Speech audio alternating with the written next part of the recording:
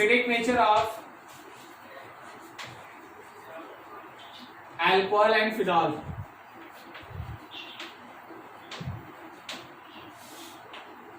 Alcohol और phenol का acidic nature, alcohol और फिनॉल का एसिडिक नेचर। जरा गौर करना, सबसे पहले अल्कोहल, आपके पास है ROH। जब आप एसिड की तरह इसमें से H+ को एक रिमूव कर देते हैं तो आपके पास बनता है एल्कोक्साइड आयन। एल्कोक्साइड आयन आपके पास बनता है एल्कोक्साइड आयन। हमेशा ध्यान रखना, जितना ज्यादा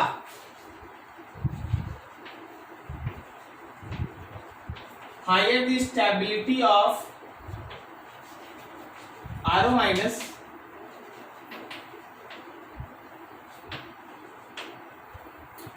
स्ट्रॉन्गर विल बी एसिड, वो एसिड उतना ही ज्यादा स्ट्रॉन्ग होगा। एल्कोक्साइड आयन का स्टेबिलिटी जितना ज्यादा होगा, ध्यान रखना, एसिड उतना ही ज्यादा स्ट्रॉन्ग होगा। अब RO- का स्टेबिलिटी का मतलब क्या है? स्टेबिलिटी का मतलब ये है कि अगर हम लोगों के पास RO- है less negative charge density, it have more stability, उसका नेगेटिव चार्ज डेंसिटी जितना कम होगा, उसका नेगेटिव चार्ज डेंसिटी जितना कम होगा, उसका स्टेबिलिटी उतना ही ज्यादा होगा। तो कोई भी ऐसा फैक्टर जिससे आपको ये लगे कि वहां नेगेटिव चार्ज डेंसिटी घट रहा है, कोई भी ऐसा फैक्टर जिससे आपको ये लगे कि वहां नेगेटिव चार्ज डेंसिटी डिक्रीज कर रहा है, ऑलवेज रिमेंबर कि वो उसके एसिडिक नेचर को बढ़ाएगा। अगर आप ये लाइन याद रखते हैं, आप बहुत सारा फैक्टर्स दिमाग में रख सकते हैं।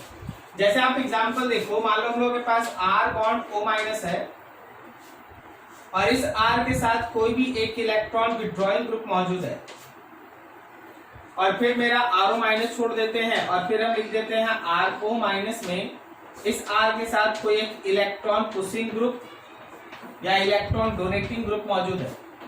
अब बताओ कि फर्स्ट वाले का एसिडिक नेचर कॉरस्पॉन्डिंग अल्कोहल के एसिडिक नेचर से स्टेबिलिटी बढ़ेगा या घटेगा? Stability increases,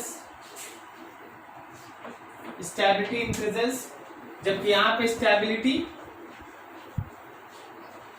decreases. ठीक है, तो इसका कॉरस्पॉन्डिंग एसिड ज्यादा स्ट्रॉन्गर होगा कंपेयर टू दिस वन। अब इतना अगर याद है, समझ गया, तो तुम सारा फैक्टर्स आगे देख देख के एग्जांपल देते जाओ फटाफट। मान लो हम लोग के पास है CH3 bond CH2 bond OH, और हम लोग के पास है CH3 बॉन्ड OH। बताओ कौन स्ट्रॉन्गर एसिड? कौन स्ट्रॉन्गर एसिड, फर्स्ट की सेकेंड? अरे भाई second is stronger acid, second is stronger acid. इसमें इलेक्ट्रॉन पुशिंग ग्रुप कम है ना, ये बड़ा इलेक्ट्रॉन पुशिंग ग्रुप है, ये छोटा इलेक्ट्रॉन पुशिंग ग्रुप है। समझ में आया? दूसरा CH3 CH2 OH, और हम लोग के पास CH2 बॉन्ड OH, और यहां मौजूद है एक CH3। अब बोलो कौन स्ट्रॉन्गर एसिड? फर्स्ट वाला स्ट्रॉन्गर एसिड, क्योंकि एक इलेक्ट्रॉन पुशिंग ग्रुप है। Third CH3 bond CH2 bond OH, CH2 bond OH, and there is nitro group. अब बोलो फर्स्ट या सेकंड, कौन stronger acid? Second is stronger acid. ठीक है, ये कारण है कि एक इलेक्ट्रॉन विड्रॉइंग ग्रुप मौजूद है। अगला देखो, फोर्थ OH,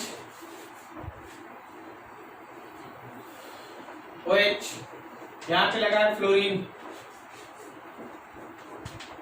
यहां लगा है क्लोरीन। ठीक है, और यहां लगा है एक क्लोरीन। तो ये मेरा 1 है, ये मेरा 2 है, और ये मेरा 3 है। तीनों में इलेक्ट्रॉन विड्रॉइंग ग्रुप मौजूद है, but which one is strongest acid? उससे कम और सबसे कम 1। सही है, ठीक है। अगला देखो, 4 के बाद 5 देखो, OH, OH OH OH, ठीक है। This is nitro,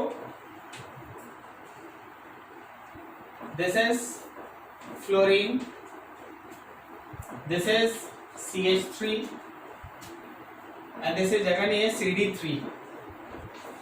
1 2 3 and 4। बताओ सबसे स्ट्रॉन्ग एसिड कौन? सबसे स्ट्रॉन्ग एसिड कौन? Third, fourth. ऐसा क्यों क्यों बोल रहे हैं?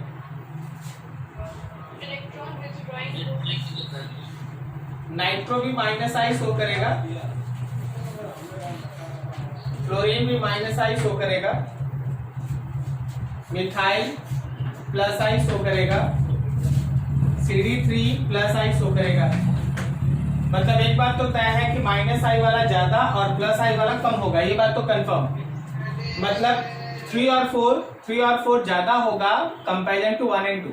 अब 3 और 4 में हमको ये चेक करना होगा इन दोनों में कौन स्ट्रॉन्ग इलेक्ट्रॉन विड्रॉइंग ग्रुप है, फ्लोरीन या नाइट्रो? नाइट्रो। इंडक्टिव इफेक्ट में देखना ये मोर है ये लेस है। -I इफेक्ट नाइट्रो का ज्यादा होता है comparison to fluorine. -I effect nitro का ज्यादा होता है कंपेरिजन टू फ्लोरीन। अब electron pushing group +I effect CH3 और CD3 किसका ज्यादा? किसका? CD3 का +I इफेक्ट ज्यादा होता है, बिल्कुल सही, और इसका कम होता है। On the basis of this basic concept सबसे अच्छा एसिड हो गया हम लोग का 4, उससे कम हो गया 3। अब बच गया 1 एंड 2। अब बच गया 1 एंड 2। जो जितना अच्छा इलेक्ट्रॉन पुश करेगा वो उतना ही खराब एसिड है। तो 2 और सबसे खराब 1। This is K। तो अल्कोहल के केस में you have to go through this way. Note करो यहां से, फिर और आगे बढ़ो। देखो थोड़ा सा इसमें सावधानी भी रखना पड़ता है, 4 5 जो भी होगा। OH यहाँ पे Cl है, OH यहाँ पे फ्लोरीन है, OH यहाँ पे फ्लोरीन। अब बता 1 2 3 विच वन इज स्ट्रॉन्गेस्ट एसिड? कौन? बोलो बोलो बोलो, सही बोले तो 2। उससे कम कौन? 1 में वीक -I इफेक्ट वाला ग्रुप है, 3 में स्ट्रॉन्ग -I इफेक्ट वाला ग्रुप है। समझ में आया? लेकिन देखने वाला बात यह है कि 3 वाला दूर है, -I effect less, reason due to distance.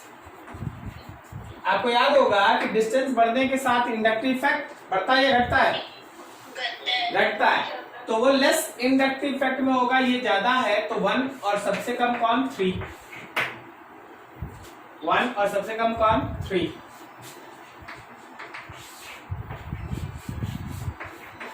OH यहां लगा हुआ COH, यहां OH, यहां लगा CO-। 1 and 2 which one is stronger acid? 1। कारण है कि जो COH है वो है -I इफेक्ट और जो CO- है वो +I इफेक्ट। ये इलेक्ट्रॉन देगा, ये इलेक्ट्रॉन खींचेगा। सो K वैल्यू पे अगर देखेंगे तो 1 is stronger acid than 2। 1 is stronger acid than 2। ठीक है,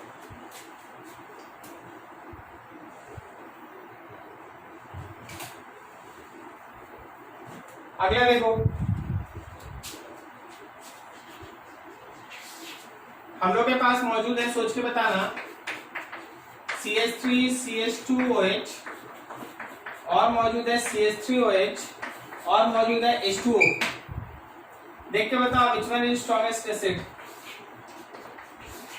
H2O। कारण बोलो।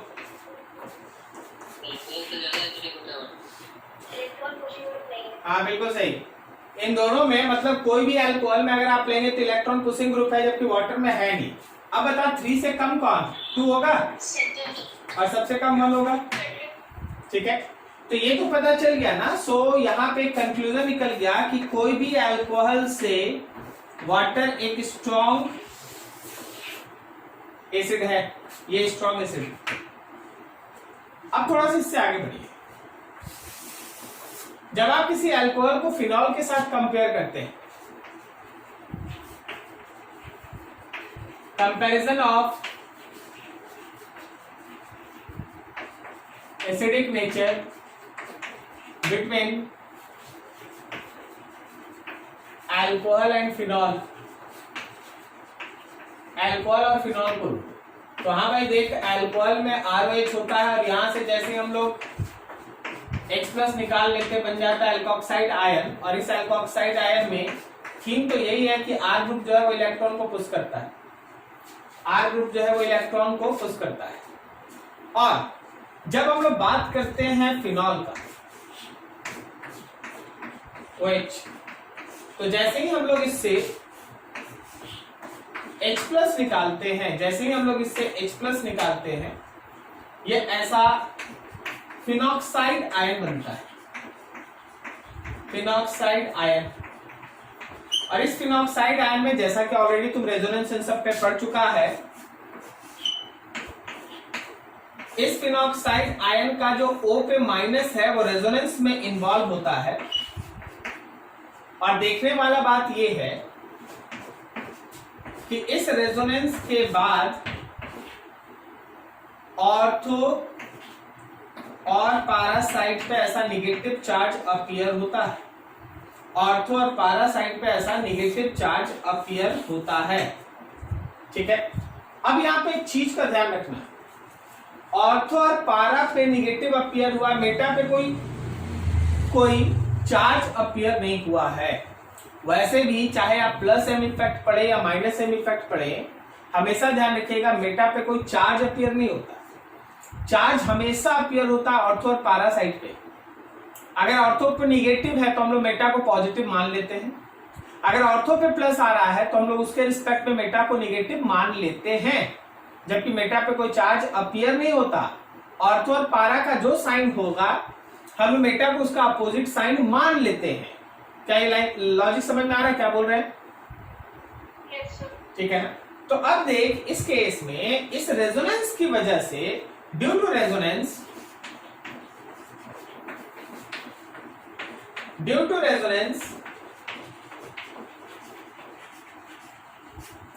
stability of phenoxide, phenol is more acidic, phenol is more acidic, phenol ज्यादा एसिडिक होता है। तो अगर हम लोग जनरल अल्कोहल का बात करें, देखना जरा ध्यान से, अल्कोहल से ज्यादा अच्छा एसिड है वाटर और वाटर से ज्यादा अच्छा एसिड है फिनॉल। अल्कोहल से ज्यादा अच्छा एसिड है वाटर और वाटर से अच्छा एसिड है phenol. This is K value. तो ऑर्डर आपके पास लगभग तैयार है फिनॉल के लिए। अल्कोहल, उससे अच्छा एसिड वाटर और वाटर से अच्छा एसिड फिनॉल। नोट करो यहां तक, फिर आगे बढ़ते हैं। चलो आगे।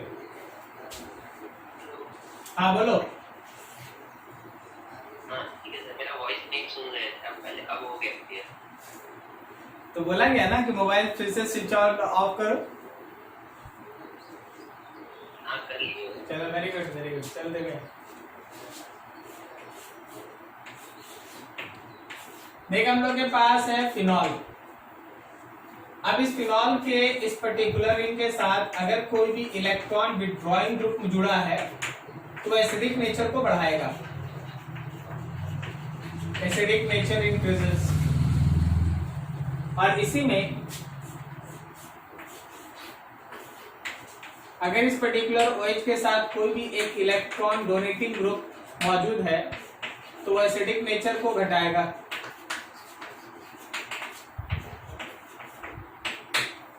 Acidic nature increase, acidic nature decrease. बस इतना पता है, ऑलरेडी आप कार्बोक्सिलिक एसिड पे इतना काम कर चुके हैं क्या आप तुरंत आंसर दीजिएगा, थोड़ा ध्यान से देखिए और समझिए। मान लो एक छोटा सा क्वेश्चन बनाते हैं जिसमें मॉलिक्यूल्स को आप पहचाने। OH है,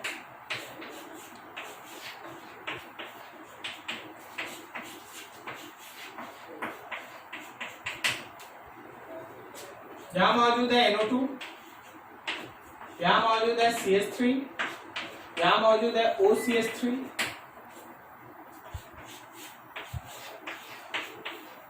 यहां OH, यहां मौजूद है NO2,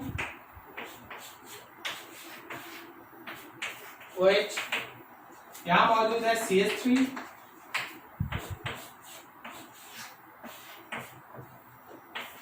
ये OH, यहां मौजूद है OCH3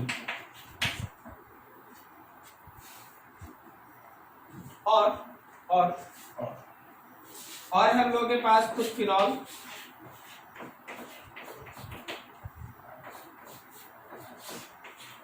यहां OH है, यहां NO2 है, यहां भी NO2 है और यहां भी NO2। तो अब आपके पास है 1 2 3, ये रहा 4, ये रहा 5, ये रहा 6, यहां है 7 और ये है 8। चलो जी सोच के बताओ सबसे स्ट्रॉन्ग एसिड कौन, तो तुरंत देखना होगा। कौन वाला, 8 वाला ना? Yes sir. हाँ ठीक है, 8 आप डिसाइड करिए, सही है। लेकिन हम क्या करते हैं ना, हम बनाने का तरीका डेवलप करते हैं हम लोग हमेशा। हर ग्रुप को देख के you have to decide who करेगा क्या, you have to decide who करेगा क्या। अब मान लीजिए NO2 है, ये क्या करेगा बोलो? -M। Very good. और रुक जाओ, यहीं पे रुक जाओ और बताओ यहाँ वाला NO2 क्या करेगा?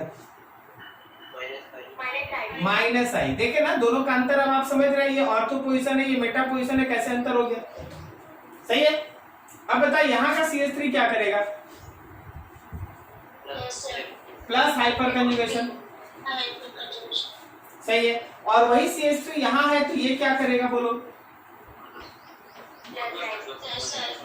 Plus I। अब यहाँ बताओ ये क्या करेगा? ये OCH3 यहाँ क्या करेगा? Very good very good. और यहाँ पे ये क्या करेगा? -I। इसको तो छोड़ दीजिए और यहाँ आप बोल ही चुके हैं, इसमें तो कोई है नहीं दिक्कत। तो अब आप डिसाइड करने लायक बन गए कि हाँ ये ग्रुप्स करता क्या, ठीक है। और यही चीज आपको लास्ट में काम आता है। तो जब हम लोग एसिड्स का स्ट्रेंथ का बात कर रहे हैं तो सबसे स्ट्रॉन्ग एसिड 8, उससे कम कौन? 1 से कम कौन? 4, 1 के बाद 4 से कम कौन? कौन? 6 से कम कौन? 7, वेरी गुड। और 7 से कम कौन? अब देखो कौन कम इलेक्ट्रॉन पुश कर रहा है? 5। और 5 के बाद 2। क्या आप सबको समझ में आया? अरे कोई छूट गया है क्या? कौन सा छूट गया है? कोई देखो छूट गया है क्या? 3 वाला 3 सबसे कम ना, सबसे स्ट्रॉन्ग इलेक्ट्रॉन तो सेम हो। तो फिनॉल का एसिडिक नेचर, बोलो जी क्या बोले? कुछ नहीं होगा। किसका? कार्बोक्सिलिक में पढ़े थे हम लोग कि COH के अबाउट काउंट लेते थे ना। हाँ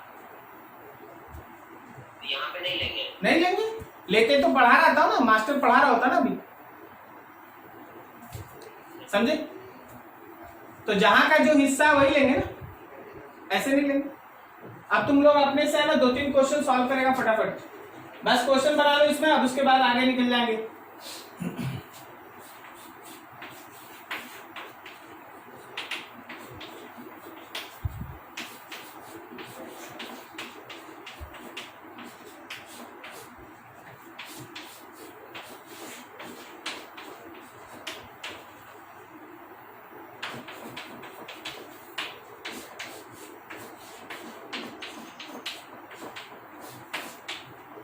ये एक है, इसमें आपके पास 1 2 3 4। फिर दूसरा example,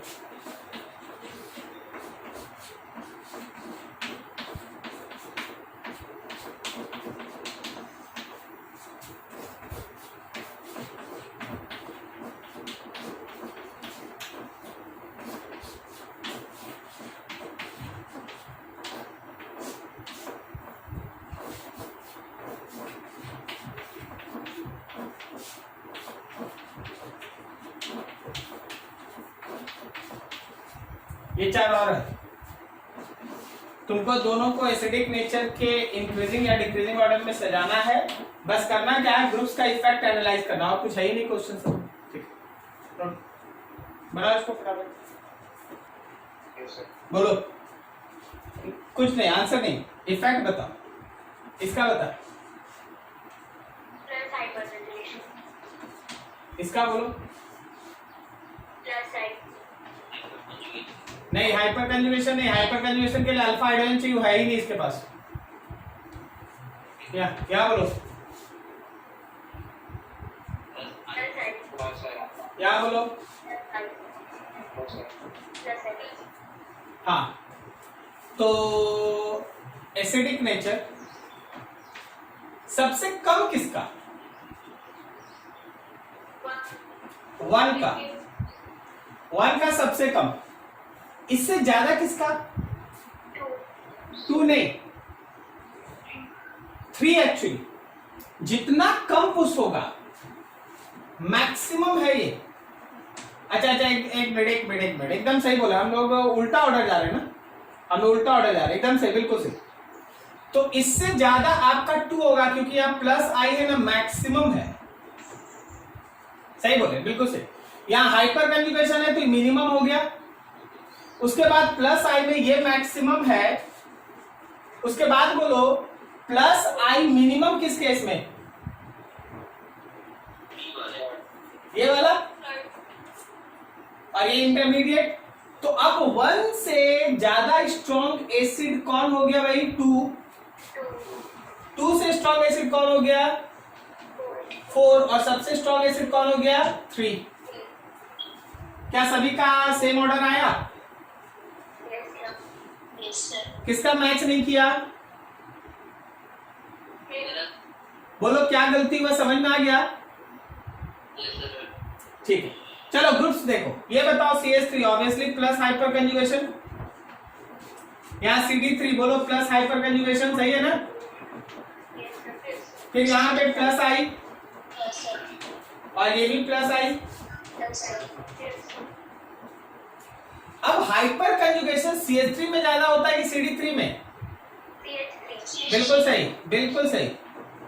more hyperconjugation, this is less hyperconjugation. और इंडक्टिव इफेक्ट CH3 में ज्यादा होता है कि CD3 में? CD3 में। तो more inductive effect, less inductive effect. ठीक है, तो चल भाई, हाइपर कंजुगेशन वाला वीक एसिड होगा, इंडक्टिव वाला ज्यादा होगा। अब उसमें भी जिसमें कम इंडक्टिव इफेक्ट है वो मैक्सिमम एसिडिक है, तो third one is maximum acidic, उससे कम 4, अब उससे कम कौन? 2, और सबसे कम 1। ठीक है, तो this is acidic nature order. जिनका मैच नहीं किया, किनका मैच नहीं किया, पता चल रहा है क्या गलती हो रहा है? तो एकदम ग्रुप्स को याद कर लो, सब काम हो जाता है। फिनॉल में यही हमको बताना था। अब इसके बाद 2 अलग टॉपिक है, उसको डिस्कस करते हैं। नोट करो फटाक से, आगे बढ़े।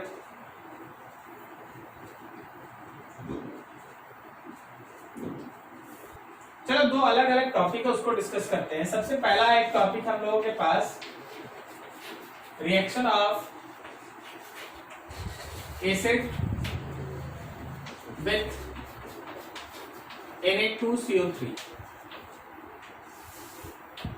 Reaction of acid with Na2CO3, acid का रिएक्शन Na2CO3 के साथ। जब भी आप किसी एसिड को रिएक्ट कराते हैं Na2CO3 के साथ, तो हम लोग के पास बनाता है एसिड का सॉल्ट, सोडियम सॉल्ट एक्चुअली, और प्लस बनता है H2CO3। ये जो हम लोग का H2CO3 है ये फर्दर अपने आप को तोड़ के H2O और CO2 गैस रिलीज करता है, CO2 gas release. This is important.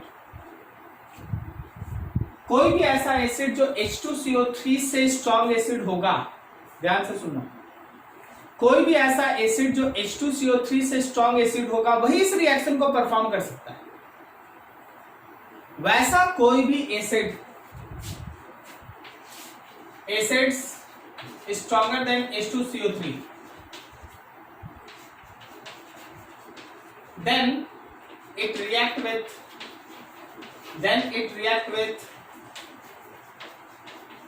Na2CO3। कोई भी ऐसा एसिड जो H2CO3 से स्ट्रॉन्ग है वही याद रखना कि हमेशा Na2CO3 से रिएक्ट करता है। तो सर आखिर एसिड देख के हम लोग को कैसे पता चलेगा कि कौन H2CO3 से स्ट्रॉन्ग है? तो आपको 3 याद रखना है। हमेशा देखिएगा sulphonic acid,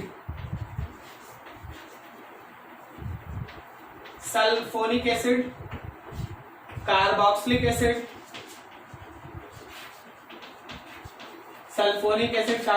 acid, and important one is picric acid. Picric acid आप समझते हैं ना? Yes, sir. Picric acid can react with Na2CO3। ये 3 सल्फोनिक एसिड, कार्बोक्सिलिक एसिड और पिक्रिक एसिड जो है वो हमारे Na2CO3 के साथ रिएक्ट करता है। अब देखो, जैसे एग्जांपल देखो और समझो। मान लो हम तुमसे बोल दें कि चलो जी एक क्वेश्चन ले, हम तुमसे बोल दें कि हाँ भाई आपके पास है ऐसा कुछ SO3H और इसको आप रिएक्ट कराइए Na2CO3 के साथ। देख के बोलो रिएक्शन होगा या नहीं होगा? रिएक्शन होगा या नहीं होगा? हाँ, रिएक्शन होगा। और बनेगा हम लोग के पास SO3 माइनस Na+, साथ में H2O और साथ में CO2 गैस रिलीज। ठीक है, अगला देखो, अगर हम तुम्हारे सामने लिख देते हैं कार्बोक्सिलिक एसिड और फिर लिख देते हैं Na2CO3, बिल्कुल ये रिएक्शन होगा। COO माइनस Na+, साथ में H2O और साथ में CO2। ठीक है, अगर हम तुम्हारे सामने लिख दें ऐसा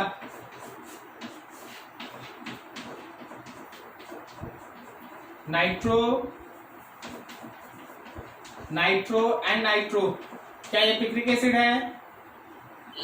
तो जब हम लोग इसको इसके साथ रिएक्ट कराएंगे you get that salt O minus Na+, यहाँ पे नाइट्रो, ये रहा nitro and this one is nitro, और साथ में अलग होगा H2O एंड CO2 गैस में रिलीज। अगर हम तुमसे बोल दे, देखना जरा ये 4th क्वेश्चन देखना और समझना।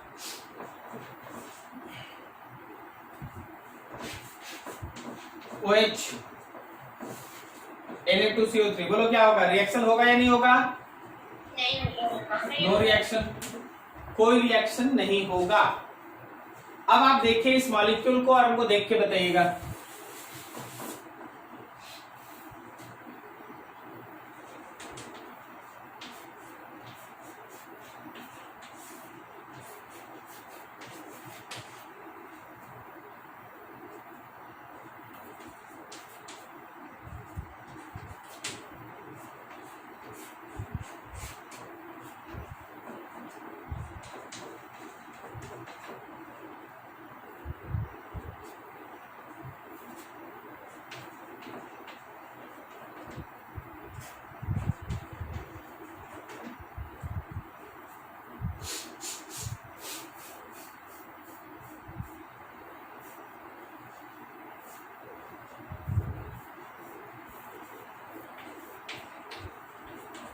चलो ऐसा, इसको रिएक्ट कराना है X मॉलिक्यूल ऑफ Na2CO3 से,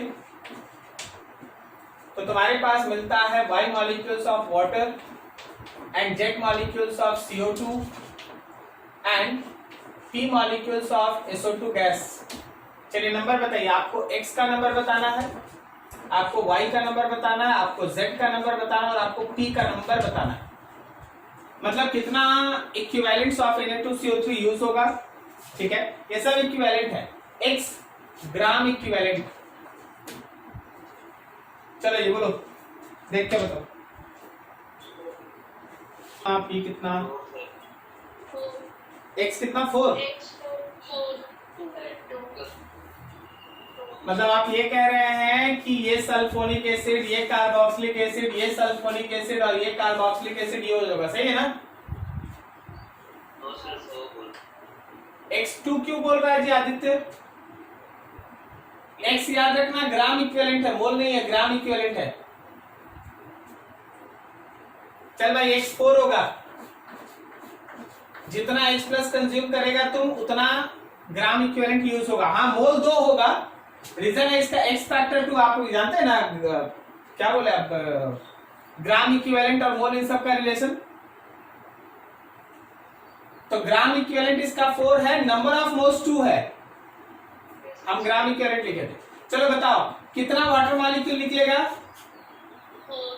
4 ही निकलेगा, बिल्कुल सही। कितना CO2 निकलेगा? 4 ही निकलेगा। अब बताओ SO2 कितना निकलेगा? वहां दो सल्फोनिक एसिड है, कोई फर्क नहीं पड़ता।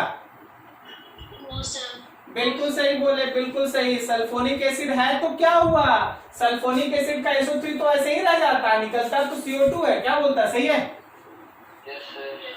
तो निकलता तो CO2 है, सल्फोनिक एसिड का सल्फर तो निकलता नहीं। वेरी गुड, ठीक है। तो इस तरह के क्वेश्चंस के लिए ये तुम्हारे पास कॉन्सेप्ट है, remember this, okay.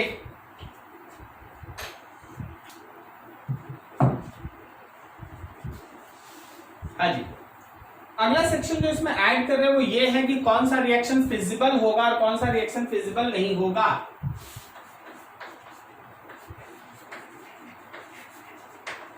Reaction of acid and salt which is feasible or not, मतलब spontaneous और नॉन spontaneous like that। एक एसिड को किसी दूसरे एसिड के सॉल्ट से मिलाया गया, एक एसिड को किसी दूसरे एसिड के सॉल्ट से मिलाया गया, तो फिर से एक नया सॉल्ट और एक नया एसिड बन जाता है। देख मान लो जैसे हम लोगों के पास एक एसिड है और उसको एक सॉल्ट से आप मिलाएं तो फिर से आपको एक एसिड मिल जाएगा और सॉल्ट मिल जाएगा। अब ये रिएक्शन होगा या नहीं होगा, ये रिएक्शन होगा या नहीं होगा वो इस बात पे डिपेंड करता है कि लेफ्ट वाले एसिड और राइट वाले एसिड में स्ट्रॉन्ग एसिड कौन है। अगर अगर अगर अगर हम लोगों का लेफ्ट वाला एसिड स्ट्रॉन्ग और रिएक्शन के बाद बनने वाला एसिड वीक हुआ, then only reaction is feasible, then only reaction is feasible। अगर लेफ्ट वाला एसिड स्ट्रॉन्ग और राइट वाला एसिड मतलब रिएक्शन के पहले का एसिड स्ट्रॉन्ग और रिएक्शन के बाद का एसिड वीक होगा, तभी आपका ये रिएक्शन फिजिबल होगा या स्पॉन्टेनियस होगा या रिएक्शन होगा। तीनों वर्ड एक ही, फिजिबल रिएक्शन, स्पॉन्टेनियस रिएक्शन या रिएक्शन होगा या नहीं होगा, कॉन्सेप्ट यही है। अब देखो जैसे तुम्हारे पास एक छोटा छोटा एग्जांपल ताकि आप इसको डिसाइड कर सके। देखो अगर हम तुमसे ये कह दें कि हाँ जी फिनॉल है और इसका रिएक्शन कराइए CH triple bond CO minus Na+ के साथ, तो अब आपके पास क्या बनेगा? क्या आपके पास O माइनस के साथ Na+ और CH ट्रिपल बॉन्ड CH होगा? अपने से देख के बताओ ये रिएक्शन फिजिबल है या नहीं, स्पॉन्टेनियस है या नहीं? है। कारण ये है कि अब आपके पास ये एक फिनॉल एक एसिड है और इथाइन दूसरा एसिड है। आपको डिसाइड करना चाहिए कि फिनॉल और इथाइन में स्ट्रॉन्ग एसिड कौन, बोलो कौन है स्ट्रॉन्ग एसिड, फिनॉल है या इथाइन है? तो ये हम लोगों के पास स्ट्रॉन्ग एसिड है और इथाइन एक वीक एसिड है। तो हमेशा ध्यान रखना कि स्ट्रॉन्ग एसिड वीक एसिड में बदलता है, so this reaction is feasible. ये रिएक्शन फिजिबल है, स्पॉन्टेनियस है, होगा। ठीक है, दूसरा एग्जांपल देखो,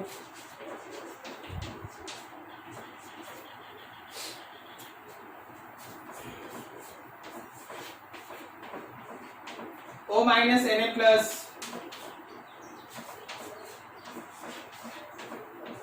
COH बना है COO माइनस Na प्लस और OH लाइक दैट।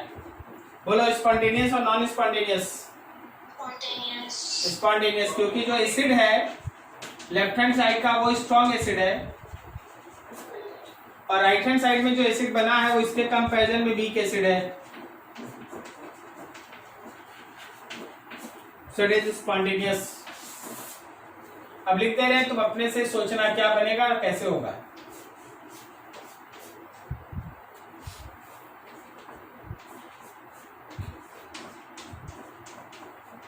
अपने से प्रोडक्ट बनाना और सोचना होगा या नहीं होगा।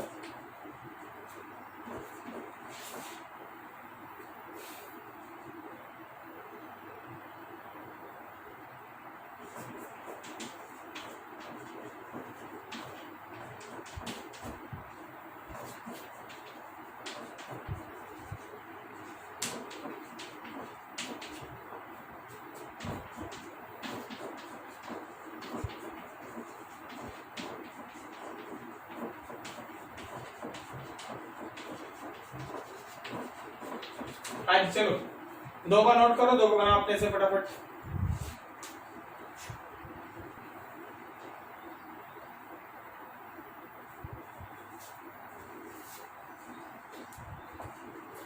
बोलो जी, बताओ फर्स्ट केस में प्रोडक्ट।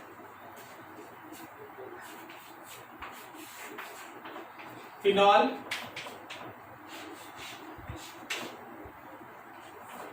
ये बनेगा। Yes, sir. अब ये एसिड है और ये एसिड है, कौन स्ट्रॉन्ग है? Phenol. फिनॉल स्ट्रॉन्ग है, तो बोलो रिएक्शन होगा या नहीं होगा? नहीं होगा। चलो ठीक है। दूसरे केस में चलिए प्रोडक्ट आपका बना दिए, तो बोलिए रिएक्शन होगा या नहीं होगा? नहीं होगा। कंफर्म? Yes, sir. Yes. अच्छा, ये एसिड है और ये भी आपका एसिड है, कौन एसिड स्ट्रॉन्गर है? सेकेंड वाला एसिड स्ट्रॉन्ग है, वेरी गुड, इसलिए रिएक्शन नहीं होगा। हमको नहीं लग रहा सबको इसका आंसर सही दिया है, किस किस का गलती हुआ पता चला आपको? कैसे स्ट्रॉन्ग है सर, थोड़ा बता दीजिए। शुरू से पढ़ा देते हैं, ठीक है। अरे पहला क्लास में ना पढ़ा था कि अगर एक पर्टिकुलर ग्रुप में बात करेंगे तो जब नीचे जाएंगे तो जैसे जैसे साइज बढ़ेगा वैसे वैसे एनायन का स्टेबिलिटी बढ़ेगा। तो S माइनस वाला ज्यादा स्टेबल एनायन है तो corresponding acid is stronger.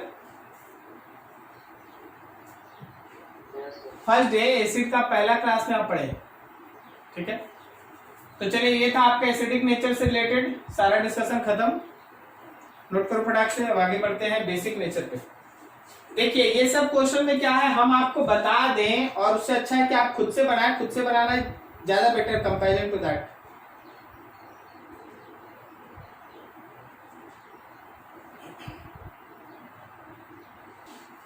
What is conjugate acid base pair, बोलो जी।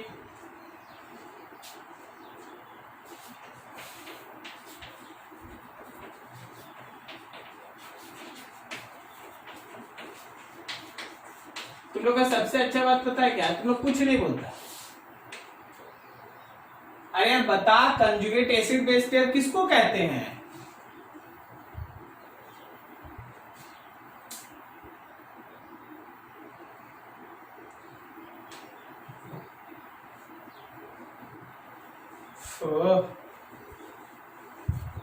कंजुगेट बेसिड बेस पेयर किसको कहते हैं? कोई भी एसिड से जब आप H+ निकाल लेते हैं तो जो एनायन बनता है वो उसका कंजुगेट बेस है। चलो ठीक है, देखो लिखते हैं। देखिए सबसे पहला चीज एसिड है, एसिड से एक H प्लस निकाल लो, एक एनायन बन जाएगा। एसिड का ये जो है वो कहलाएगा कंजुगेट बेस, ये इसका कंजुगेट बेस है, ठीक है। अब एक चीज ध्यान देना कि for any strong acid it's conjugate base is weak. अगर तुम्हारा एसिड स्ट्रॉन्ग है, strong acid base weak, conjugate base weak. कोई भी अगर स्ट्रॉन्ग एसिड है तो स्ट्रॉन्ग एसिड से बना हुआ कंजुगेट बेस वीक होता है। तो आप अगर चाहेंगे तो एसिडिक नेचर के ऑर्डर को देख के भी उसके एनायन के बेसिक नेचर का ऑर्डर फिक्स कर सकते हैं। अगर एसिडिक नेचर में कोई एसिड स्ट्रॉन्गर एसिड है तो उसी का कंजुगेट बेस सबसे वीक कंजुगेट बेस है। जैसे आप कुछ एग्जांपल देखिए और समझिए। मान लो जैसे हम तुम्हारे सामने रख देते हैं OH और इसमें से H प्लस निकाल लो तो बन गया O माइनस। फिर हम तुम्हारे पास रख दिए SH और तुम इसमें से एक H प्लस निकाल लो तो तुम्हारे पास बन गया S माइनस। अगर ये 1 है, ये उसका 2 है, ये 3 है, मान लो ये 4 है, तो एसिड में बताओ OH और एसिड में स्ट्रॉन्ग एसिड कौन? 3 इज स्ट्रॉन्गर एसिड। 3 अभी तो उधर लिखे थे ना, अभी ना वहां लिखे acid. 3 is stronger acid than 1। 3 जो है वो 1 से स्ट्रॉन्ग एसिड है। तो जब आप इसी का बेसिक नेचर ड्रॉ कीजिएगा तो उल्टा होगा। 4 जो है वो वीक बेस है कंपेरिजन टू 2। इन दोनों में ये है स्ट्रॉन्ग एसिड,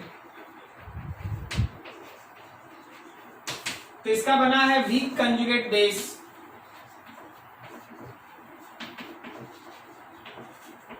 और यहां देखो स्लाइटली वीक एसिड, तो उसका बना है स्ट्रॉन्ग कंजुगेट बेस। क्या आपको ये ऊपर वाला लाइन समझ में आया? अब कोई भी स्ट्रॉन्ग एसिड होगा उसका बेस वीक होगा, और अगर हमारा एसिड वीक है तो उसका बेस स्ट्रॉन्ग होगा। जैसे और एग्जांपल देखो, हम तुम्हारे सामने रख दिए हैं CH triple bond C minus, CH2 double bond CH minus और CH3 CH2 एंड माइनस। बोला चलो भाई तीनों बेस है, इनको बेसिक नेचर के इंक्रीजिंग या डिक्रीजिंग ऑर्डर में सजाओ। क्या आप इसका प्रिंसिपल, इसका पेरेंट एसिड एज्यूम कर पा रहे हैं? एसिड इसका प्रिंसिपल या पेरेंट एसिड? Yes sir. उस एसिड का इंक्रीजिंग या डिक्रीजिंग ऑर्डर दिमाग में फिक्स कर लो। इथाइन है, इथीन है, इथेन है। स्ट्रॉन्ग एसिड कौन? इथाइन, इथीन और इथेन में स्ट्रॉन्ग एसिड कौन? इथाइन। तो उसका बेस वीक होगा, उससे स्ट्रॉन्ग 2 और सबसे स्ट्रॉन्ग बेस 3। एग्जाम्पल अगला,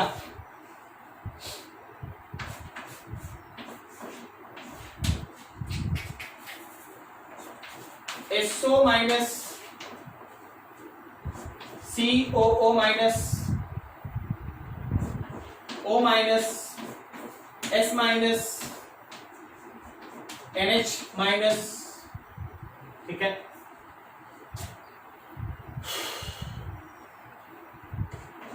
CH2 माइनस। सब अपना अपना साइट है। अब देखो ये सब मॉलिक्यूल एग्जिस्ट नहीं करता, हम लोग अपने से बना देते हैं पढ़ाने के लिए। ठीक है, मान लो ये A है, ये B है, ये C है, ये D है, ये E है, ये F है। तो चलो भाई बेसिक नेचर में बताओ सबसे स्ट्रॉन्ग बेसिक सेक्शन पॉइंट कहाँ है? सबसे strong base D। Very very good, D। B से कम कौन? C। Very good. C से कम कौन? A। A से कम कौन? B। B से कम कौन? F। और सबसे कम ई। E. ई जो सबसे स्ट्रॉन्ग एसिड का सेक्शन था वो सबसे वीक बेस है, और जो सबसे वीक एसिड का सेक्शन था वो सबसे स्ट्रॉन्ग बेस है। क्या लॉजिक समझ में आ रहा है? Yes. ठीक है, चलो ठीक, नोट करो इसको अच्छे से।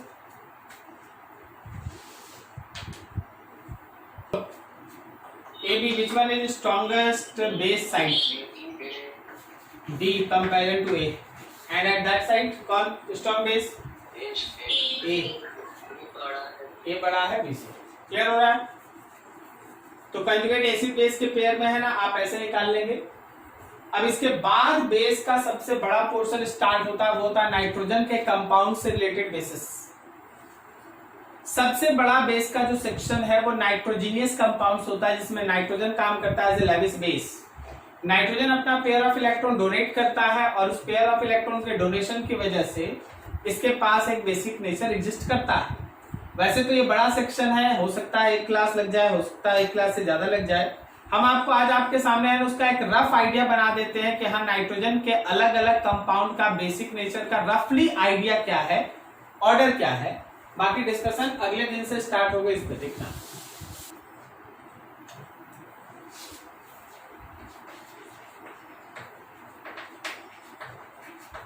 बेसिक नेचर ऑफ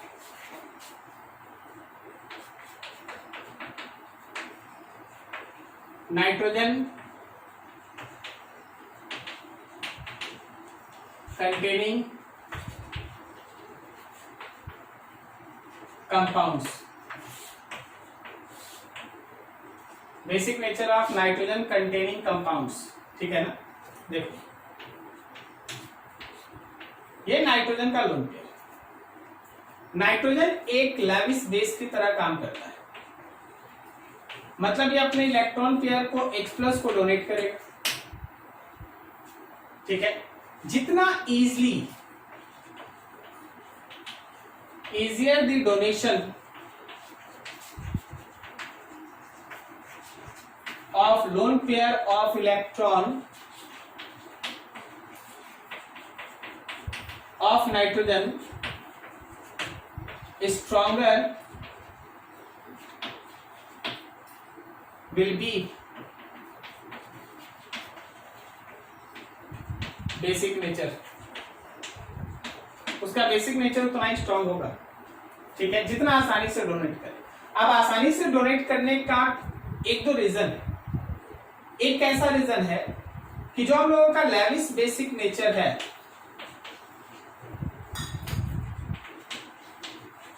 ये प्रोपोर्शनल होगा ease of donation of electron pair पे। जितना आसानी से इलेक्ट्रॉन पेयर डोनेट होगा। दूसरा 1/d localization of electron pair. इस लाइन का मतलब यह है ना कि इलेक्ट्रॉन का डीलोकलाइजेशन जितना कम होगा, मतलब इलेक्ट्रॉन जितना स्थिर रहेगा, घूमेगा नहीं, रेजोनेंस में नहीं जाएगा, एरोमेटिसिटी में नहीं जाएगा, रुका रहेगा, उतना आसानी से डोनेट होगा। और जितना आसानी से डोनेट होगा, जितना कम डीलोकलाइजेशन होगा, बेसिक नेचर उतना ज्यादा होगा। जितना कम डीलोकलाइजेशन होगा, बेसिक नेचर उतना ज्यादा होगा। अब इसके बाद एक थर्ड थिंग, जो हम लोगों का लेविस बेसिक नेचर है, that also proportional stability of formed cation. कौन केटायन बन गया? देख, नाइट्रोजन ऑलरेडी 3 बॉन्ड बना चुका होता है, और फिर जब आप पेयर को H+ को देते हैं तो अब आपके पास नाइट्रोजन 4 बॉन्ड के साथ होता है और इस पे आता है प्लस। तो इस केटायन का स्टेबिलिटी जितना ज्यादा होगा, इस केटायन का स्टेबिलिटी जितना ज्यादा होगा, बेसिक नेचर उतना ही ज्यादा होगा। क्या आपको ये कॉन्सेप्ट समझ में आया? ठीक है। Yes, sir. तो अगले दिन से जब हम लोग स्टार्ट करेंगे तो हम लोग का मेन डिस्कशन होगा कि कब इलेक्ट्रॉन आसानी से डोनेट हो रहा है, कितना कम डिलोकलाइजेशन है, या बने हुए केटायन का स्टेबिलिटी क्या है। Higher the stability of formed cation, more will be Lewis base nature. तो नेक्स्ट डे से बेसिक नेचर पे बात होगा। इतना आप नोट कर ले अच्छे से।